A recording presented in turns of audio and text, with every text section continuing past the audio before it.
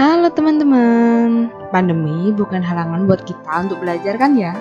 Semoga teman-teman semua sehat-sehat nih di rumah dan tetap semangat belajar ya pastinya.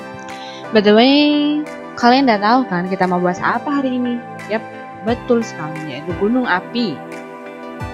Sebagai warga negara Indonesia yang punya banyak gunung api, malu dong pastinya kalau kita nggak tahu apa sih gunung api dan kenapa sih gunung api itu meletus, apa sih penyebabnya? Nah, kita punya referensi nih buat kalian. Kita lihat dulu yuk referensi buat kalian. Check it out. Kayaknya lagi zamannya gunung-gunung zaman sekarang itu untuk saling lomba meletus. Faktanya dari 1500 gunung berapi di seluruh dunia, ternyata jika dirata-ratakan, hampir setiap minggunya ada aja gunung berapi yang meletus. Tapi pertanyaannya, kenapa gunung berapi itu perlu meletus? Apakah gunung berapi itu memang perlu meletus seperti halnya anak ABG yang baru meletuskan jerawatnya? Pendeknya, semua itu terjadi karena adanya tekanan dari bawah yang membuat gunung kemudian meletus. Tapi kenapa ada tekanan dari bawah? Tekanan dari bawah itu ada karena jauh di dalam isi perut bumi tersimpan sesuatu yang sangat panas. Jauh lebih panas dari goyangan dangdut yang suka ada di YouTube.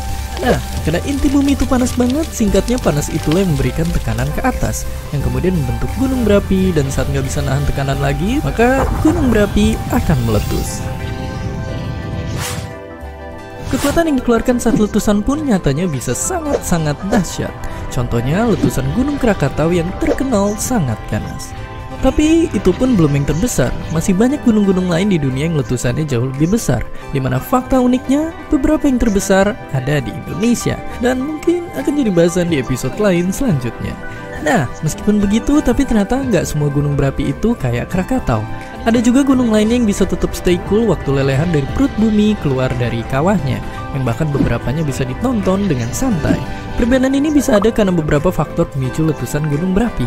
Makanya bentuk gunung berapi beda di Indonesia, beda juga di Hawaii. Tapi tetap aja, kayaknya pas ngeliat semburan magma keluar dari kawah gunung bikin kita merinding, takut kegoreng. Tapi tunggu dulu, percaya nggak percaya saat musibah terjadi bukan lahar panaslah yang membuat banyak orang mati, tapi justru semburan awan panas khas gunung berapi di Indonesia lah yang membunuh banyak orang saat musibah.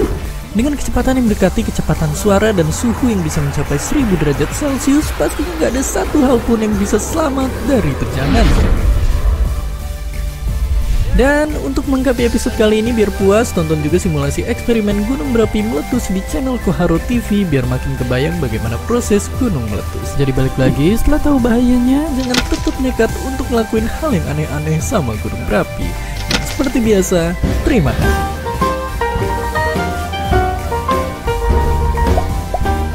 Hi, thanks for stopping by our video.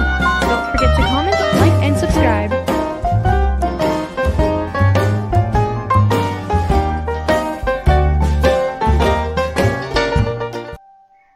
Kalian udah nonton kan videonya? Sekarang kita ulas sama-sama lagi yuk. Apa itu gunung api? Nah, gunung api adalah lubang kepundan atau rekahan dalam core bumi tempat keluarnya cairan magma. Gunung api adalah terbentuk akibat dari pertemuan dua lempeng bumi. Nah, di sini ada gambar gunung api. Buat kalian sebelumnya ini gunung api atau bukan? Yes, tampaknya pasti kalian mikirnya itu adalah pegunungan. Namun itu adalah gunung api. Terbentuknya gunung api sejak jutaan yang lalu hingga sekarang. Magma sendiri terbentuk dari proses-proses yang berada dalam perut bumi, sehingga terbentuknya magma. Magma adalah cairan yang panas yang berasal dari dapur bumi atau dari perut bumi.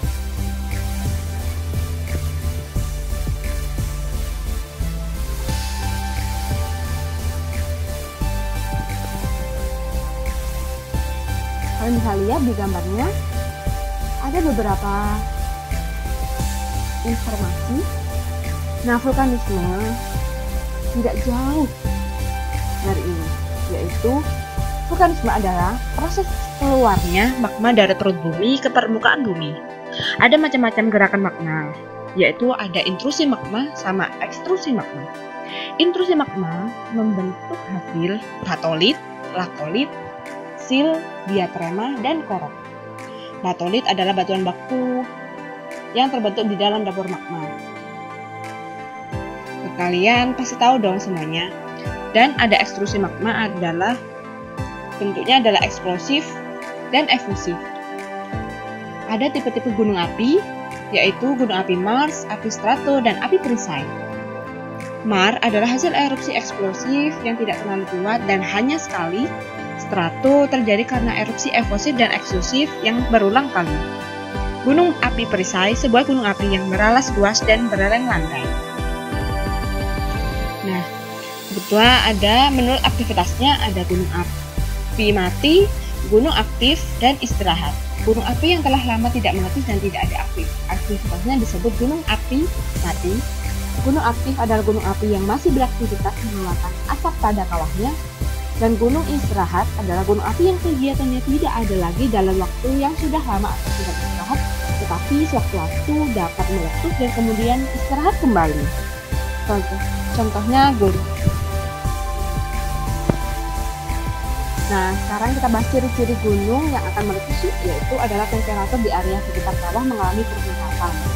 Kedua, banyak sumber mata air yang mengering. Ketiga, sering terjadi adanya gempa.